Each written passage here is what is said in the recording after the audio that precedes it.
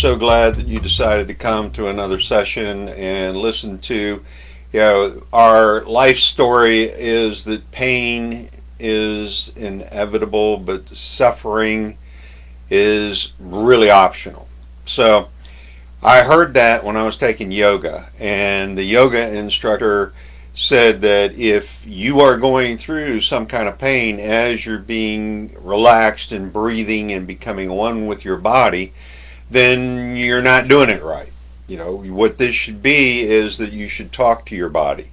You should allow your body to send you messages that, hey, this is okay. Wait a minute, I'm being too stressed. And the whole idea is that, yeah, you're going to actually have a little twinge here and there, but in the end result of that yoga, you're going to be just feeling absolutely relaxed. Your mind is going to be clear. You're just going to feel really wonderful. Well, most of us, as we walk through our lives, we, don't get that. We understand that we've got to have pain. There's physical pain, mental pain, spiritual pain. And with that, it comes with, a myriad of things. Well, but it's how we react. That suffering part, that's the mental, that's the emotional. What we have to do as humans is understand our power in this mix. Just the other day, matter of fact, last night, I was on fire. I was very angry. So, the way that I resolve suffering is I lash back with my power, with my voice, and I become very angry. Now, what does that do to my personal relationship with the woman of my dreams? Well, it kind of puts a damper on it, and it doesn't go over real well. And I'm gonna have to stop it. That's just all there is to it, because it isn't doing any good for the relationship. It doesn't do any good for my own health. It doesn't do any good for the people that I'm venting on. It doesn't do any good for me to send this energy out into space that I am suffering, when, if I took a deep breath and started to actually think about and brainstorm on what's the cause, what are the problems, what are the solutions, then I would be able to relax. And a lot of our problems and suffering can be stopped by just understanding that we are separating ourselves from our problems and separating ourselves from the actual knowledge of what is causing that suffering. So we are just afraid of our own power. We have the power within us in order to be able to resolve the suffering. We can turn it on and we can turn it off. I'm sure that you've met plenty of people that have illnesses, that are suffering through disease, and it's woe is me. I had a very close relationship, and they just really enjoyed talking about all the pills, all the pain, all the suffering, the doctor visits, the pokes, the pinpricks, and no, you don't need to go through that. Once you make the decision that you want to be a person that doesn't suffer, yeah, you're going to have pain, but a person that doesn't suffer, then what happens is that you'll seek out the right kind of help and counseling.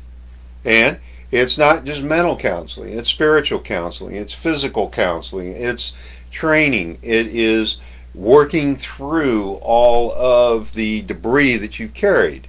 Think about what your suffering is all about. At my particular age, I have had a tremendous amount of dreams. I have started businesses. I have had business fails. I've had relationships that have been great and have failed. And I've suffered through it all. I didn't suffer to the point where it was debilitating.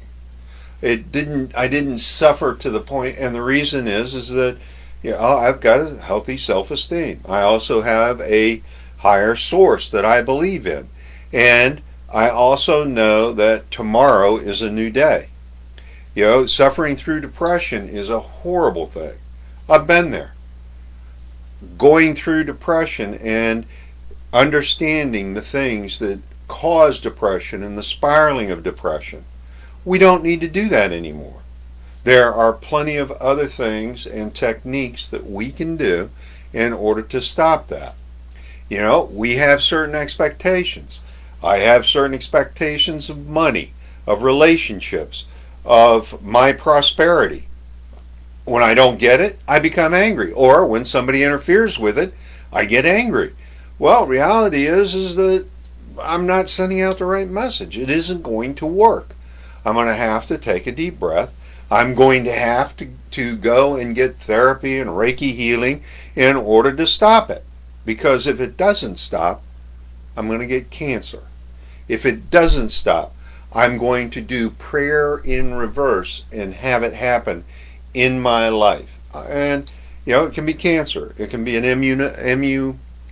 autoimmune disease. It can be anything that creates a drama in trauma in my life. And that's not what I want.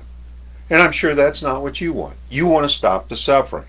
So we need to stop the programming. You know, we need to break away from the current model that we're in and tear up that software that's running in a program or videotape or cinema or movie that's running in our head, and throw it out and get a new one and allow ourselves to understand that when we have this belief system and it is failing, we need to get a new belief system so that we can succeed and move on with our lives. Well, you know, when we start to feel that we're failing or we're starting to suffer, then we need to start being mindful of ourselves. And we need to find out what that mental painfulness and distress is. We need to start thinking about whether or not we're becoming overwhelmed, what are limitations on ourselves mentally, physically, and spiritually. We need to prevent the band-aids from popping out, such as drinking, driving, risky behaviors, drugs, yelling, screaming, shooting people. Let's say, I think that's pretty much it. And we need to be able to understand that there are techniques, Reiki healing, Kabbalah healing, counseling, communication, cognitive therapy, and behavior. You know, if there's no passion in the bedroom because you're suffering, then we need to talk about that. If you are suffering from chronic diseases, we need to talk about that. So go ahead and comment and let me know what you're suffering from. And with that, then what we'll do is set up a dialogue and see whether or not I can support you towards a cure. You have a great day.